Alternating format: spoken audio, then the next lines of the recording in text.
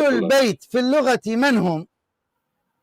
أهل البيت هم الزوجة والأبناء. إذن عائشة كانت موجودة. نعم كانت موجودة، أنا ما أقول لك ما كانت موجودة، لكن علي اللي كان موجود هو المصيبة اللي عند الرجال. ماشي، إذن أنت الآن سبب المصيبة فاطمة كانت تزاحم الرجال. الله. لا لا لا لا لا لا, لا. شوف خليك مؤدب. لا انزل ادوس على راسك.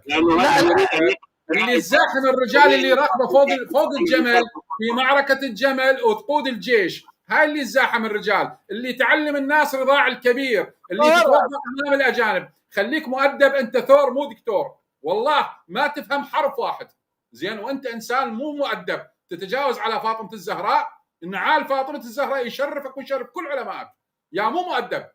انت الان حصرك الحاج وعد وخنقك، لذلك اضطريت انه تسب حتى تطلع، حتى تنطرد. انت دكتور مال شنو؟ انت دكتور مال شنو؟ يقول لك ابن حجر يقول عرض الحائط. شنو فهم علم اهل السقيفه؟ حينما يقول اهل السقيفه ابو بكر وعمر من اهل السقيفه. شنو من اهل السقيفه؟ البني ساعده للانصار. اهل ابو بكر وعمر من الانصار لو من المهاجرين. الفرعون النارون الشفاء الأمان از خشم زلفقان آمد میدانلی شاه داد سما یک تنه یک کتاب با هیبت با بلا تا میکند زمین در پا گردان